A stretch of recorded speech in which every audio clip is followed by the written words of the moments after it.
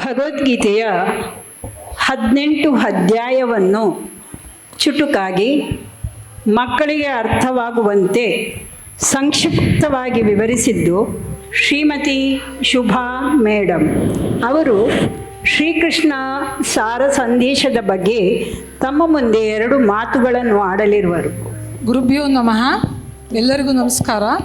ನೀವು ಇಷ್ಟೊತ್ತು ನೋಡಿದ್ರಲ್ವಾ, ಸಣ್ಣ ಮಕ್ಕಳು ಕೂಡ ಎಷ್ಟು ಚಂದವಾಗಿ ಇಷ್ಟು ದಿವಸ ಬೇಸಿಗೆ ಶಿಬಿರದಲ್ಲಿ ಕಲಿಸಿಕೊಟ್ಟಂತಹ ಭಗವದ್ಗೀತೆ ಆಗಿರ್ಬೋದು, ಭಗವದ್ಗೀತೆ ಶ್ಲೋಕ ಆಗಿರ್ಬೋದು, ಭಜನೆ ಆಗಿರ್ಬೋದು, ಮತ್ತು ಡ್ಯಾನ್ಸ್ ಎಷ್ಟು ಚೆಂದಾಗಿ ಸಿಕ್ಕ ಸಮಯ, ಜಾಸ್ತಿ ಏನು ಸಿಕ್ಕಿಲ್ಲ ಸಮಯ ಇದ್ದದ್ರಲ್ಲೇ ನಾವು ಇರುವಂಥ 20 ನಿಮಿಷದಲ್ಲಿ ಒಂದೊಂದು ಕ್ಲಾಸ್ 20 ನಿಮಿಷ ಅಷ್ಟೇ, ಜಾಸ್ತಿ ಇಲ್ಲ.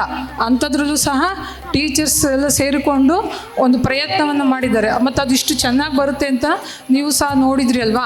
ಅದೇ ರೀತಿಯಲ್ಲಿ ಭಗವದ್ಗೀತೆಯನ್ನು ಈ ಸಣ್ಣ ವಯಸ್ಸಿನಲ್ಲಿ, ಅಂದರೆ ಈ ಮಕ್ಕಳು ಈಗ ತಾನೇ ಪಠಣ ಮಾಡಿದ್ರಲ್ವ ಕೂತ್ಕೊಂಡು, ಭಗವದ್ಗೀತೆಯನ್ನು ಟೀಚರ್ ಹೇಳಿಕೊಟ್ಟದ್ದನ್ನು ಅವರು ತುಂಬ ಚೆನ್ನಾಗಿ ಪಠಣ ಮಾಡಿದರು. ಅಂತಂದರೆ ಮಕ್ಕಳಿಗೆ ಕಲೀಲಿಕ್ಕೆ ಆಸಕ್ತಿ ಇದೆ. ಅಂದರೆ ಭಗವದ್ಗೀತೆ ಅಂದರೆ ಅದೇನು ದೊಡ್ಡ ಕಬ್ಬಿಣದ ಕಡಲೆ ಅಲ್ಲ. ನಾವೇನು ಅಂದ್ಕೊಂಡಿದ್ದೀವಿ ಅಂದರೆ ಅದು ಭಗವದ್ಗೀತೆ, ಅದು ಸಂಸ್ಕೃತದಲ್ಲಿದೆ, ಮಕ್ಕಳಿಗೆ ಹೇಳಿಕೊಟ್ರೆ ಅವರು ಕಲೀಲಿಕ್ಕೆ ಸಾಧ್ಯ ಇಲ್ಲ, ತುಂಬ ಕಷ್ಟಪಡ್ತಾರೆ.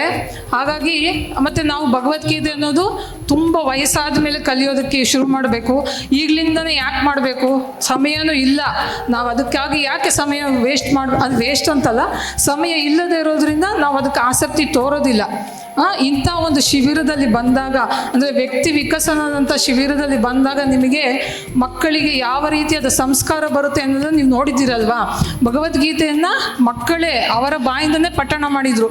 ಅಂದರೆ ಮಕ್ಕಳಿಗೆ ಟ್ಯಾಲೆಂಟ್ ಇದೆ, ಅಂದರೆ ನಾವು ಏನನ್ನು ಹೇಳ್ಕೊಡ್ತೀವ ಅದನ್ನು ಪ್ರಸ್ತುತಪಡಿಸುವಂಥ ಶಕ್ತಿ ಅವರಲ್ಲಿದೆ.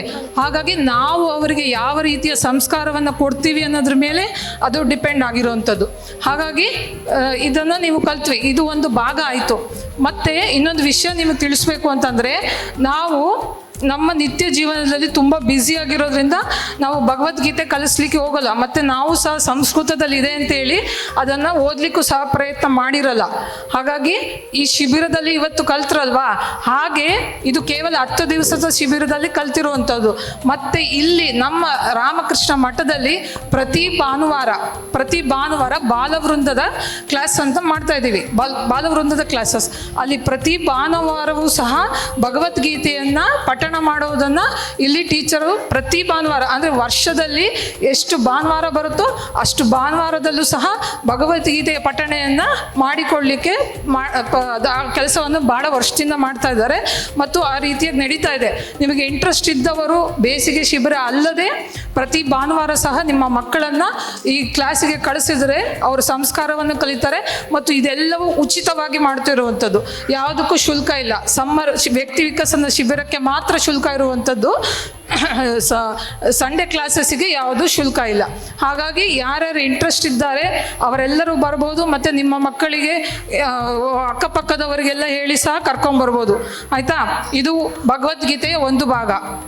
ಮತ್ತು ಇನ್ನೊಂದು ಭಾಗವನ್ನು ನಾನು ನಿಮ್ಗೆ ಹೇಳಬೇಕು ಅಂತಂದರೆ, ಭಗವದ್ಗೀತೆಯನ್ನು ಕಲಿತಾ ಇದ್ದೀವಿ. ಮತ್ತು ಎಷ್ಟೋ ಕಡೆ ಪ್ರಯತ್ನ ಮಾಡ್ತಾ ಇದ್ದಾರೆ, ಎಷ್ಟೋ ಕಡೆ ಸಂಘ ಸಂಸ್ಥೆಗಳಿದೆ, ಹೆಂಗಸರೆಲ್ಲ ಸೇರಿಕೊಂಡು ಭಗವದ್ಗೀತೆಯನ್ನು ಪಠಣ ಮಾಡ್ತಾರೆ. ಅಲ್ಲೂ ಸಹ ಎಲ್ಲರೂ ಹೋಗಿ ಸೇರಿಕೊಂಡು ಭಗವದ್ಗೀತೆಯನ್ನು ನಾವು ಅಂದರೆ ಪಠಣ ಮಾಡೋದನ್ನು ಕಲಿತಾ ಇರ್ತೀವಿ. ಆದರೆ ಅದರಲ್ಲಿರುವಂತಹ ಸಾರ, ಅಂದರೆ ಅದರ ಅರ್ಥ ಅದನ್ನು ಕೇಳಲಿಕ್ಕೆ ನಮಗೆ ಅಂದರೆ ಭಗವದ್ಗೀತೆ ಅರ್ಥ ತಿಳ್ಕೋಬೇಕು ಅಂದರೆ ಬಹಳ ಸಮಯ ಬೇಕಾಗುತ್ತೆ. ಅಂತಂದರೆ ಒಂದು ಗಂಟೆಯಲ್ಲಿ ಹೇಳಲಿಕ್ಕೆ ಸಾಧ್ಯ ಇಲ್ಲ. ಒಂದು ಅಧ್ಯಾಯವನ್ನು ಹೇಳಬೇಕು ಅಂತಂದರೆ ಬಹಳಷ್ಟು ಸಮಯ ಬೇಕಾಗುತ್ತೆ. ಆದರೆ ನಾವಿಲ್ಲಿ ಏನು ಮಾಡಿದ್ದೀವಿ ಅಂತಂದರೆ, ನಮ್ಮ ಮಠದಿಂದ ಒಂದು ಸಣ್ಣ ಪ್ರಯತ್ನವನ್ನು ಮಾಡಿದ್ದೀವಿ. ಯಾವ ರೀತಿಯ ಪ್ರಯತ್ನ ಅಂತಂದರೆ, ನಮ್ಮ ಮಕ್ಕಳಿಗೆ ಅರ್ಥವಾಗುವ ರೀತಿಯಲ್ಲಿ ಒಂದು ಸಣ್ಣದಾಗಿ, ಅಂದರೆ ನೀವು ಬೇರೆ ಬೇರೆ ಕ್ಲಾಸಸ್ಸನ್ನು ಮಾಡಿದಾಗ ನಾವು ಪೇಪರಲ್ಲಿ ಪ್ರಿಂಟ್ ಮಾಡಿ ನಿಮಗೆ ಶ್ಲೋಕ ಆಗಿರ್ಬೋದು ಮತ್ತು ಹಾಡನ್ನಾಗಿರ್ಬೋದು ಪ್ರಿಂಟ್ ಮಾಡಿ ಕೊಟ್ಟಿದ್ವಲ್ವಾ, ಆ ಮಕ್ಕಳದನ್ನು ನೋಡಿ ಕಲ್ತರು. ಮತ್ತು ನಾವು ಈ ಭಗವದ್ಗೀತೆಯನ್ನು ಸಹ ಪ್ರಿಂಟ್ ಮಾಡಿ ಕೊಡಲಿಕ್ಕೆ ಮಕ್ಕಳದನ್ನು ನೋಡಿ ಹೇಳ್ಕೊಂಡಿದ್ರೆ ಕಲಿಯೋಕ್ಕಾಗಲ್ಲ ಅಂತೇಳಿ ನಾವೇನು ಮಾಡಿದ್ದೀವಿ ಅಂತಂದರೆ, ಅದನ್ನು ಲಾಸ್ಟ್ ದಿವಸ, ಅಂದರೆ ಕೊನೆಯ ದಿವಸ ನಾವು ಆ ಸಣ್ಣದಾಗಿ ಸಂಕ್ಷಿಪ್ತವಾಗಿ ಮಾಡಿರುವಂಥದ್ದನ್ನು ಪ್ರಿಂಟ್ ಮಾಡಿಸಿದ್ದೀವಿ. ನಮ್ಮ ಮಕ್ಕಳು ಯಾರ್ಯಾರು ಬಂದಿದ್ದಾರೆ ಅವರೆಲ್ಲರಿಗೂ ಸಹ ಇವತ್ತು ಬೆಳಿಗ್ಗೆ ಆ ಪ್ರಿಂಟಿನ ಪ್ರತಿಯನ್ನು ಕೊಟ್ಟಿದ್ದೀವಿ. ಅಂದರೆ ತುಂಬ ದೊಡ್ಡದಾಗಿಲ್ಲ, ತುಂಬ ಸಂಕ್ಷಿಪ್ತವಾಗಿ ಮಾಡಿರೋವಂಥದ್ದು, ಮಕ್ಕಳಿಗೂ ಸಹ ಅರ್ಥ ಆಗುವಂಥ ರೀತಿಯಲ್ಲಿ ಮಾಡಿರೋವಂಥದ್ದು ಸಣ್ಣ ಪ್ರಯತ್ನ. ಹಾಗಾಗಿ ಇದನ್ನು ನೀವೆಲ್ಲರೂ ಮಕ್ಕಳ ಹತ್ರ ಕೊಟ್ಟಿದ್ದೀವಿ. ನೀವು ಅದನ್ನು ನೋಡಿಕೊಂಡು ಒಂದು ಸತಿ ಅದನ್ನು ಗ್ಲ್ಯಾನ್ಸ್ ಮಾಡಿದರೆ, ಅದನ್ನು ತಿಳ್ಕೊಂಡ್ರೆ ಸಹ ನಿಮ್ಗೆ ಅರ್ಥ ಆಗ್ತದೆ. ನಾವು ಇಷ್ಟು ದೊಡ್ಡ ಪ್ರಯತ್ನ ಮಾಡಕ್ಕೆ ಹೋಗಲ್ಲ, ಅಷ್ಟು ಸಣ್ಣದಾಗಿ ತಿಳ್ಕೊಂಡಾಗ ಇಷ್ಟು ದೊಡ್ಡದೇನಿಲ್ಲ ಅದರಲ್ಲಿ, ನಾವು ತಿಳ್ಕೊಳ್ಳೋಂಥದ್ದು ಇದೆ ಅನ್ನೋದನ್ನು ನಾವು ತಿಳ್ಕೊಬೋದು. ಮತ್ತು ವಿಶೇಷವಾಗಿ ಮನೆಯಲ್ಲಿರುವಂಥ ಅಜ್ಜಿ ಅಜ್ಜಂದಿರು ಇರ್ತಾರಲ್ವಾ, ಆ ತಂದೆ ತಾಯಿಗಾದರೆ ಬ್ಯುಸಿ ಇರ್ತಾರೆ, ಅವ್ರಿಗೇನು ಮಾಡ್ಲಿಕ್ಕೆ ಟೈಮ್ ಸಿಕ್ಕೋದಿಲ್ಲ ಮಕ್ಕಳಿಗೆ ಹೇಳಬೇಕು ಅಂದರೆ.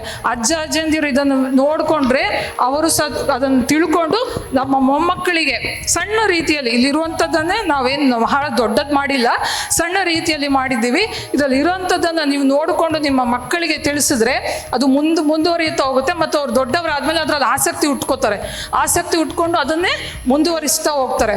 ಹಾಗಾಗಿ ಇದೊಂದು ನಮ್ಮ ಸನಾತನ ಧರ್ಮದ ಪರಂಪರೆಯನ್ನು ಬೆಳೆಸ್ಕೊಂಡು ಹೋಗೋದಕ್ಕೆ ಸಹಾಯವಾಗುತ್ತೆ. ಹಾಗಾಗಿ ಎಲ್ಲರಿಗೂ ನಾವು ಕೊಟ್ಟಿರುವಂಥ ಭಗವದ್ಗೀತೆಯ ಪ್ರತಿಯನ್ನು ದಯವಿಟ್ಟು ಮನೆಯಲ್ಲಿ ಒಂದು ಸತಿ ನೋಡಿ ಮಕ್ಕಳಿಗೆ ತಿಳಿಸಿ ಅಂತ ಕೇಳ್ಕೊತಾ ಇದ್ದೀವಿ. ಇಲ್ಲಿ ಇಷ್ಟವರೆಗೂ ನನಗೆ ಅವಕಾಶ ಮಾಡಿಕೊಟ್ಟಂಥ ರಾಮಕೃಷ್ಣ ಮಠದಕ್ಕೆ ನಾನು ಯಾವಾಗಲೂ ಚಿರಋಣಿಯಾಗಿದ್ದೇನೆ. ಮತ್ತು ಇಲ್ಲಿ ನನಗೆ ಸಹಾಯವನ್ನು ಮಾಡುತ್ತಿರುವಂಥ ಅದು ಪ್ರತಿಯೊಬ್ಬರಿಗೂ ಎಲ್ಲರಿಗೂ ನಾನು ಧನ್ಯವಾದಗಳನ್ನು ಅರ್ಪಿಸ್ತಾ ಇದ್ದೀನಿ. ಜೈ ರಾಮಕೃಷ್ಣ. ಧನ್ಯವಾದಗಳು ಶುಭ ಮೇಡಮ್, ನಿಮ್ಮ ಪ್ರಯತ್ನ ಶ್ಲಾಘನೀಯ.